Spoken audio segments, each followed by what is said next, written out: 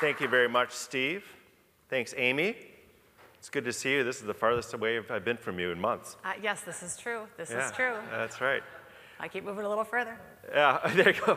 By the way, there are a few things that Bryant brought up this morning, I thought, in his presentation that was really apropos to what Amy's going to share with us today. One of the things that he said is that we all have an emotional bank that we can sort of go to when we are trying to build brands. And if that's the case, then Be The Match is sort of the, I don't know, the Goldman Sachs or the a Swiss bank, if you will, of emotional investment that we can make. And as well, just we're going to talk a little bit about how we've used video together to really help build this story, which is both a scientific story as well as a story of human life and human interest. So again, Steve, thank you very much for your kind remarks. I love these Media Post events, and I'm glad that you're all here. This is really not about me today. It's really more about Amy, so take it away. Great. Well, thank you, Andrew. Well, thank you to all of you for having us here and allowing us the opportunity to share a little bit about the important story and mission of Be The Match, but even more importantly, how we've taken all of the stories that we have and been able to create action from our target audiences. And just a brief background about myself. I've been in marketing in various capacities for over 20 years. I spent about 10 years in the very, very for-profit Goldman Sachs-like world in financial services with really, really big budgets, especially in the 90s when there was a lot of money for marketing. And then I moved to the nonprofit space. My first experience in the nonprofit space, I had very, very little budget. It was actually in hospitality. So it sounds as though some of you have heard some of the tourism boards come talk to you. I had to learn how to get really, really scrappy, and it was my, I guess, exposure to the power of user-generated content. So 2 years ago, I moved to Be The Match. We are the National Marrow Donor Program, saving lives through cellular therapy. And while my budgets are a little bit bigger, and I finally, you know, after how many years have you been trying to work with us? Or let's just say 10. For 10, maybe a decade. I had the opportunity to call Andrew and say, I really need your help. So while many of us in the content world are struggling sometimes to find content, to hire agencies, to have casting calls and find just the right people and the right content and positioning, I walked into a role 2 years ago where our organization had more content than we even knew what to do with. And this is fortunate or unfortunate because there are so many people that are diagnosed with blood cancers or blood diseases every day that have stories to tell, and we can help. So what I want to do is share a story of a young girl, Cammie Dukes, before we get into the rest of the presentation.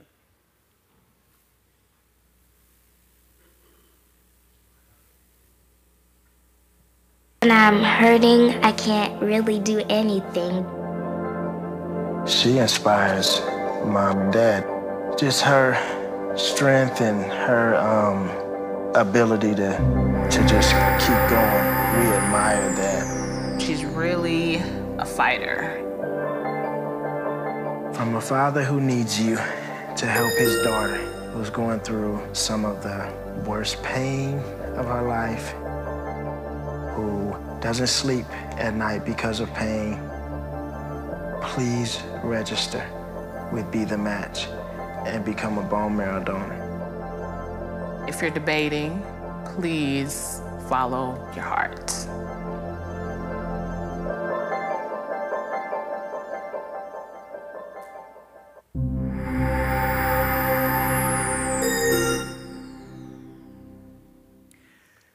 So there's multiple versions of that, as I'm sure you can imagine, for different media placements and what screens people are going to be looking at them, and that was actually one of our little bit shorter ones. But who we are, Be The Match, we are the National Marrow Donor Program, as I'd shared earlier. And for patients with blood cancers and blood diseases, some that you've heard of, leukemia, lymphoma, there is a cure that exists. And our big challenge as we were introduced is to really educate people on what a blood stem cell donation means and also who is our really important audience. So our cure is to, or our mission is to save lives through cellular therapy. And how we do it, I find that our biggest challenge, or we know scientifically our biggest challenge, is to be reaching diverse audiences. African American and Black Americans, our Hispanic audience, and also our Asian audience, and educate them about why it's so important to join our registry. And this is where Andrew and team came in. It was when I made that call to you that I think you've been waiting for a decade, and I said, Andrew, I've always been inspired by the way your organization works. I always say that his team is like, they're like day traders with the way they're optimizing everything they do for us minute by minute, not by week or month by month. And our goal is to grow the registry. And when I walked in to Be the Match 2 years ago, we did not have a clear plan on how we were going to target and segment audiences who typically were not responding to any of our messaging. And we knew that through the stories that we could tell, we were going to be able to capture their hearts to inspire their minds. So our challenge was deep segmentation, a relatively small budget, a lot of content, and not knowing exactly how we should place it. So if you can imagine being on staff at Be the Match and having to deal with these stories every single day, we have, I think we should be sponsored by Kleenex at our office because there's not a dry eye on most days. And it's like, we have a new story coming over. On the one hand, there's excitement. On the other hand, it's like you have to hear these stories, and they're heart-wrenching. And yet at the same time, so hopeful. And really what our job is to try and figure out how do we capture the essence of these stories in a way that are going to authentically be told. And one of the things, again, I think Bryant made up some really interesting points today when he was saying that, again, those sort of consumer-generated stories outperform the highly polished ones, many fold over. We have absolutely experienced that as well. It doesn't keep necessarily our video production people happy at the office, but you know what? That's not what we're about. And so I think if we really look at the type of video content that we have to work with, we have professional videos, of which we still do many, and there's different ways that we use them and in different formats. We have what we call user-generated influences, and Amy, if you want to sort of comment on this, these stories are being told all over the place, whether it's on Instagram and Facebook, and we're constantly monitoring these stories that are generated by families themselves or by patients themselves. And again, when we're monitoring, we're saying, okay, well, what's capturing, what's getting captured? If you want to talk about real-time research, it's really looking at what's sort of gathering some momentum out in the market before we would perhaps go into that family and ask them if they'd like to participate. Well, absolutely. And if you can imagine being the mother, the father, the brother, the sister of someone that was diagnosed with leukemia and knowing that there is a cure out there and it's a blood stem cell transplant and finding that match, you would do anything in your power to help share that story. And so we have many families and that you were just alluding to that we work with and make these direct connections. We help them a little bit with some of their production. I think you saw in the background a mom holding up some placards. And we help them with a little bit of that, but most of what we're doing, where we're seeing the greatest success, is really iPhone videos. And it's the user-generated content from these moms and dads. And then that's where Be the Match comes in, and our partnership with Andrew at Ciceron is making sure it's placed where people are going to want to see it and be motivated to join the registry. And I think one of the other interesting things, too, if you want to kind of continue on that, is that you've actually been able to reach out to these families from a PR standpoint. It's not just do we use it in all of our digital channels, but these families become very invested in the brand as well. They do become very invested in the brand, and a lot of the stories we know of from the physicians we work with, there's also a lot of stories that start to generate and bubble up through local media, and our entire PR and social team makes sure that we're monitoring that very closely. So it truly is it's an integrated approach. We're pitching stories to local media that sometimes catch on. We were featured on Good Morning America earlier in May. 6 weeks ago, yeah. Yep, Lemons for Leukemia was just started organically, and we ended up on Good Morning America and had a record week of people joining the registry. Right. So I think what we want to show, and I just want to sort of point out a couple of things. This story is so fresh that the real video is sitting on my laptop back there. So you're going to hear an audio track that has some place or audio right now. But at any rate, and then last night when we were going through this, Amy was saying, I haven't even seen this yet. But this is the story of Sophia, and I don't know if you want to, should we just play it and you comment, or do you want to comment well, on it? I'll make a couple quick comments. I knew the story was being produced, and I haven't seen it because I didn't want to watch it. It's a legacy story, and which means that she did not survive the illness that she had. And we've recognized that while these are the tough stories that Be the Match typically hadn't shared in the past, that it's really important for us to share what happens when there isn't a match on the registry.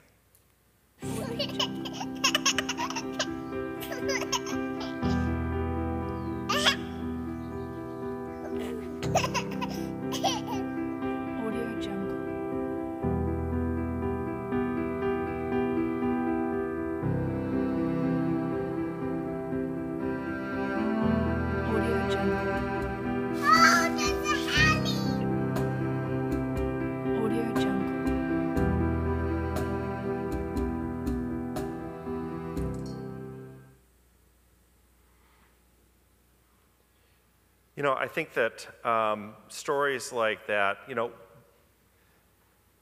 you have to be careful with stories like that. On the one hand, nothing tells a story like that. And on the other hand, you don't want to be exploitative about it. But these are just the real stories. And that's why we don't do much in terms of production. You let the story be. Sophia lived, she had a disease, and she died. And that is just a factual story that happens to people when they don't find a match. We're not trying to create anything other than that. So that was video created by her parents, who obviously consented to participate in this. Excuse me, I need to go back. And then to be able to use them. Again, these are really, really hard stories, but Amy and her team are trying to solve a really hard problem. I don't know if you want to mention anything more about just those really tough stories and maybe what goes on behind the scenes of trying to say, what do we do? What do we do with it? Well, it is what do we do with it, and it's the real stories, because we in the past, our organization had put out casting calls and had amazing creative, and we spent a lot of our budget on agencies to put together creative with actors, and it wasn't motivating people to join the registry. And I can't share enough with enough audiences, really, the challenges of driving young, diverse people to our registry. Because as you can imagine, as there's more blending of people and more people coming into our country, it becomes more and more difficult every day to find these life-saving matches, especially for younger adults and younger children. And so we really do seek out these stories in specific areas. Andrew and I were just talking last night that we're going to be really shifting our sales structure, if you will. We have an entire team of community engagement reps across the country, and we're going to be shifting our marketing structure to fit that as well. So doing much more deep segmentation into behavior and attitudes and cultural biases against what we do as far as stem cell donation. Right. So just as a sort of end of the trigger warnings, that's the end of the videos. So. And now we're going to get into some of the technology, if we can go on to the polar opposite of the spectrum. You know, finding a match is, in fact, a mathematical challenge, okay? Some of our diverse audiences have a much smaller chance of finding a match than other audiences. And so in order to do that, we have to build the registry to be quite large. I think it's, what, 400 to 1? Well, I'll just add to that. Yeah. If you are, and there's a lot of math and science that goes into it, as Andrew said, but if you are Black or African American, you have a 23% chance of finding a life-saving match on the registry. And if you are white, you have a 77% chance. And our goal is to have equality for everybody. And so our registry right now is over 19 million people. International registries also feed into the National Marrow Donor Program's registry. But if we want to make significant change, we need 1 million African American and Black individuals in the United States to join the registry. So right. it's a pretty big call. And so these video assets are obviously very important to helping us build this sort of ecosystem of a story. There's a lot of different things. We can be compelled by these stories a lot, and people will register. They will see the Cami video. They'll see, coming up here now, Sophia's story, and they will immediately go and want to register at Be The Match. And by the way, the registry is a fairly simple process to register. Becoming a match is a more involved process from a bone marrow donation. And even some of that story we have to sort of be able to tell in a way so people are prepared. If you are the match, if you become the match, you know, this is what you can expect next. And so we do have donor stories as well that we want to do, so that the people who said, I became a match, I'm going to become a lifesaver, here's what's involved in that process. And I don't want to talk a lot about, you know, that there is some pain involved in that, but we feel that we do need to prepare folks for, you know, what does it mean if you get the call? Mm-hmm. And you'll put people on airplanes and Learjets and get them to the hospital to make sure that that can happen. We do, and then another thing that you just made me think of too is obviously we want to get them to join the registry and understand who we are, but the important work that we've been doing through our PR efforts and social efforts and the digital placements with Ciceron is to keep people engaged, because you may be on the registry for your entire life and never get a call, or you may be on the registry for 5 to 7 years, and we want to make sure that we're still in front of you and you remember who we are, and we do that through these stories. So it's a fairly complex sort of touch point ecosystem, if you will. The videos provide a great opportunity for us to introduce the story, but we know that there are lots of different touch points. And so while we're talking about video today, I want to make sure that we articulate that in order to make video successful, you have to have all of the different touch points involved in that. And it's usually very much a multi-touch point environment. So our pixel strategy is very complex. For Be The Match, and as you can imagine, because some of these, you know, it's not like, oh, I want to do this now, or we have a lot of run walks, right? A lot of physical events where people will go and raise money and so forth, and we have registries and swab kits, you know, there. But there's touch points that we want to do in terms of being able to geo-fence and geo-target, you know, those run walks, so that we can do some remarketing back to mobile devices. So we need to just always look at the life of these conversion points and realize that there's a lot of different touch points that are involved. What I love sort of about where we're at right now with regards to video in particular, and you know, once again, if you're back in your financial services market, we would say, oh great, we can spread money around all of these different touch points and be fine, or we can heavy up on television. When you're with Be The Match and the budgets that you're working with, and by the way, I want to point out that her budgets aren't tiny. They really aren't. I mean, maybe tiny compared to Ford or GE, right? But they're quite good. The point being is that we can now participate in so many different channels that were really unavailable to us, and even now are still really emerging. You know, if we take a look at sort of like where our priorities are at, you know, we do try and put some budget, if you will, into being able to test new screens, new opportunities, and so forth. But we don't put a lot of money towards that because we really do, believe me, I know, because I get the morning emails from Amy, you know, in our cost per conversions or our cost per acquisition. Because that money, as a nonprofit, everything needs to be held very, very accountable. And so we do tend to heavy up into the proven, right? We obviously have native, we have video in terms of pre-roll, Spotify video. The secondary channels that we work in primarily are in TrueView, Spotify audio, and then Spotify Ad Studio. A lot of the demographics that we're trying to reach out are heavy in Spotify or heavy in streaming services. One of the things to realize is that in certain demographics that we're trying to target, the phone is the media connection to the world.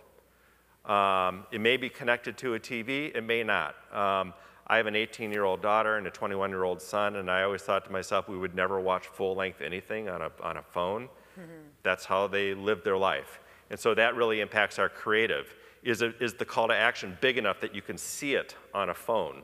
You know, do we have URLs, kind of like what Bryant was saying, on the page at all times, so when they bail out, they at least perhaps remember that the next thing to do would be to visit a site. Some of the emerging areas would be in, obviously, digital billboards, which we can now buy programmatically, which is pretty amazing. If any of you have worked with Vistar, and I believe you talked about it the other day. And then touch tunes, which would be the in-bar, what am I trying to say, digital jukeboxes. We can now also buy programmatically. Sort of brand spanking new in terms of we probably wouldn't put a lot of Amy's budget against a lot of in terms of connected TV and so forth yet until we have better metrics in terms of viewability by the demographics that we're trying to go after. And so we do have some things in the plan for next year, perhaps to target some particular shows, and we would really like to be able to do that in a programmatic biddable way versus doing anything in terms of an upfront. I can't see you ever buying an upfront necessarily and making those kind of commitments. That just doesn't fit our world.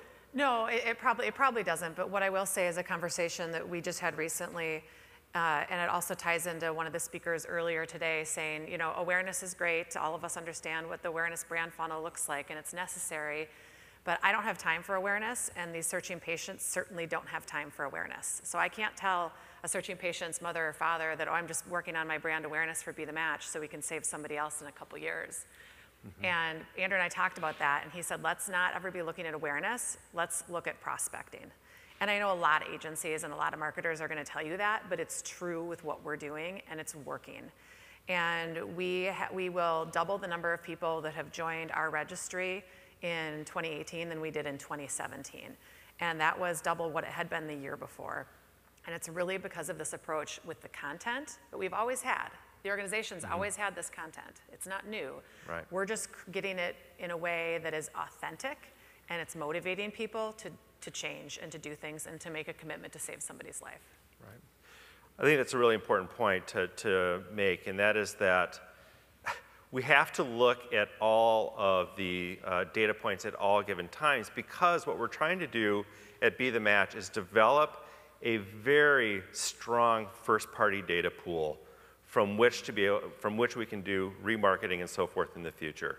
It's really important for us not to have to go out to market to buy third-party data when we have so much first-party data available to us. So we will do a lot of broader, and again, we don't call them awareness campaigns, we really do call them prospecting, because the pixel strategy behind it is to be able to target broader audience still within the demographics that we're trying to reach, to pixel to be able to pull into our processes, create new first-party data pools that we can do lookalike campaigns against and really become much more robust in that area. So that anytime we're doing a prospecting campaign, we're trying to figure out how to do one of these elements, or trying to find one new area where we can attract a very targeted group of people.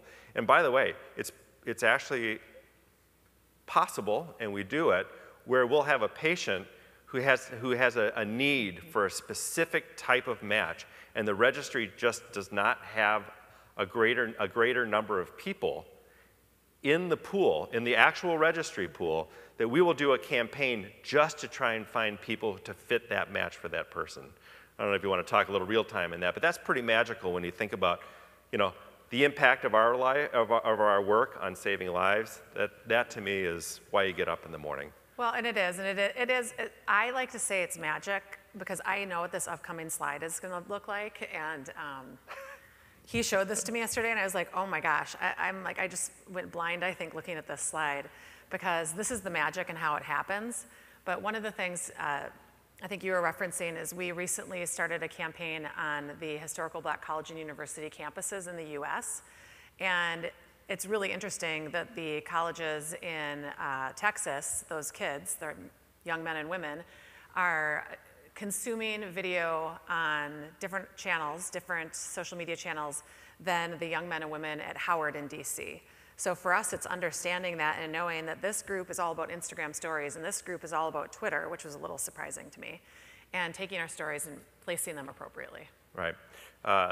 Many of you who have been part of Media Post know Ashley on my team, and this is how the magic gets made. Ashley provided me this slide, and I did talk to her this morning. I said, okay, you need to talk me through everything. So this, too, is very fresh content for all of you. And actually, it's really interesting when she talked it through. So obviously, we are using data and a lot of first-party data to do lookalike campaigns. So the entry points from a video standpoint start in the usual suspects, as you would imagine. Facebook and Instagram in-feed video, standard pre-roll, Spotify video. what happens is that we have, at that particular point, first of all, we're pixeling here, so we're gathering data on those particular audiences. We're sending to a landing page so we know that they have engaged in a certain level of next level content from our conversion standpoint. So after we have the landing page, there's a new layer of data. One of the things that we've learned is that we have now at this particular point, we have two different audiences of non-converting people. People who showed interest in the video content because they watched the whole video or they watched enough of the video that we've determined that they've expressed interest in that, but they have not converted. And so what we're doing is we're using sort of this multi-video funnel to then create new content, new video content that maybe takes them a little bit deeper. So it's not that we're showing them the same video again, we're actually showing them content that maybe expresses their interest a little bit differently. And so that's when we sort of come back into the remarketing pool. So really what we're doing is we're suppressing those who converted, because we don't want to, we want to thank them for doing what they've done, but really using different levels of video to be able to essentially use it as a conversion funnel. And the reason we do that is that we know that video content by far outperforms any other sort of content in terms of contributing to conversion. So if we only looked at video as the entry point and forgot to continue to use video through sort of the classic digital marketing conversion funnel, we think we've missed out on a huge opportunity to be able to do that. So as we move forward with Amy and her team, we're going to be doing a lot more sort of iterative video storytelling rather than sort of remarketing with the same assets that we've had before. And so to me, this is as much a creative challenge as it is a data and platform challenge. So my head exploded a little bit when I saw it. When I got talked through it, I'm like, that's really freaking cool. And that makes a lot of sense. And we should do that all the time, especially for these sort of challenging conversion points. I mean, when you think about it, a conversion is that they're going to make an appointment with the doctor and have bone marrow extracted from their body. How about that for a conversion point? We're not talking about an Amazon transaction here, right? So, I mean, it's complicated, it's emotional, it's terribly exciting. I mean, you can talk about it on The Office. When you guys find a match and it happens, I mean, you're talking about balloons going off and fireworks. I mean, it's amazing work. It is, and it does make it all worth it. We had, I have so many stories we could share, but we had a little girl, Henley, she was under 5, and she'd been searching for a match, and we put together an entire campaign for Henley, and she actually found her match in February, and her mom posted on Facebook, it was, "Will you marrow me?" And that she was very, very sweet, and that she had found her match. And so it's stories like that that really keep us going and let us know that the work we are doing and the work that what all of this represents, which I couldn't go ahead and explain, which is why I have you, is really making a difference in people's lives. So that is the end of our formal presentation. We'd be happy to field any questions either for Amy or myself. So. Great, Andrew. Thank you very much. That was Thank wonderful. You. Any specific questions? Joe, in back. Hey, Joe Fold with a campaign workshop, and I do a ton of advocacy. So this is great work that you're doing. Couple questions. So I'll give one, which is, talk to me about how you're collecting the actual video stories. Do you have a platform that you're using to get those stories and get them out quickly? How are you doing that? The organic stories. Well, I can talk a little bit about the resources that we have, and I'm going to tell you it's not any kind of amazing technical feat of anything, because this is brand new for our organization. In the past 2 years, we built up an entire content marketing team with content specialists and with PR and social as well. It was one person when I joined 2 years ago, and now it's 16 people. So I've been fortunate enough that our organization has invested in this because they realize that it's working. We have dedicated team members that are working directly with the patients and families to create these stories.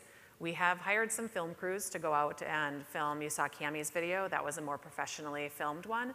And we've recognized that we just don't have the budget or the time for that. So for us, it's really those one-to-one relationships and having them get the content over to us. We do have a content library, but honestly, it's nothing very sophisticated at this time. Yeah.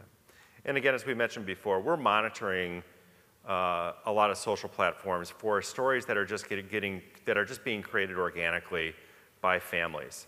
And as we are monitoring those and working with the Be the Match team, something will bubble up and we're saying that is exactly what we're trying to, that story right there is exactly what we're trying to accomplish, and we need to get leverage and get that into the world. To a certain extent, we're like investors, right? Mm-hmm. We have a certain amount of money that we have to work with, and we're looking for stories to invest in that are going to have an exponential effect on growing the registry. And it doesn't require us and our creative teams to try and figure out, well, how would we do that? Can we get an actor who would look exactly like that? We're just never going to do it. Again, too many stories are already created, and if we had, actors doing this, it wouldn't be believable, and the whole thing would fall apart. Did you have a follow-up, Joe? Sure, and then on the modeling that you're doing, the lookalike modeling, can you talk about, is that just through platforms, or are you doing an actual model where you're modeling the registry? How are you doing that? That's a great question. Primarily through platform. I think that there is a huge amount of data mining that we could do within the registry itself. But we have to remember that we have also HIPAA issues to be concerned about in terms of health privacy. And we can't necessarily mine that data too much without perhaps running it. I don't want to create a PR crisis for Amy. And so I think that we could do a lot of non-identifiable work in that area, but we do know, obviously, your demographics, and we do a lot of geolocating. We can do a lot of geofencing around, the HBCU, the black colleges and universities, right? So they have about as many acronyms as I do in digital marketing, just so you know. And I think that we can do it that way. We can data mine quite a bit, but I want to be careful about that, and I don't want to overly complicate things, because I don't want to say it's not hard. It's pretty hard to find the needles in the haystacks. We can let technology do that, and fortunately my smart people. But in terms of finding stories, I'd rather invest our time that way and not overly complicate it, I think. Do you want to talk about that at all? Well, I think you covered it perfectly. Oh, well, goodness. Over here, another one over here. Hey, thanks guys, that's really powerful stuff. Adam with AdWallet. I had a question just on scale, just so maybe the room can have a better understanding of how many individuals are signing up every year. You had said it doubled from year to year. Like, are we talking about 1 million, 100,000, 50,000, 150? And that's a great question. We, this year, will have 350,000 people sign up. But what I will share with you is only about 25,000 of those people are Black or African American. And we need, as I shared earlier, 1 million to join the registry. And our target audience is typically 18 to 35. Younger people are typically healthier. And we need 1 million to join to actually start moving that needle, as I was sharing that 23% with you. So we've got a surmountable, we've got a big challenge in front of us.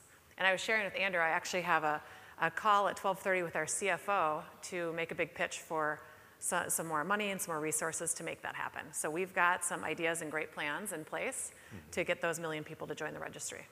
And we always talk about it. Scale is really only as large as the segment that we're trying to attract, right? So we're looking at scale a little bit differently than, say, a brand marketer would, again, a Coca-Cola or something like this.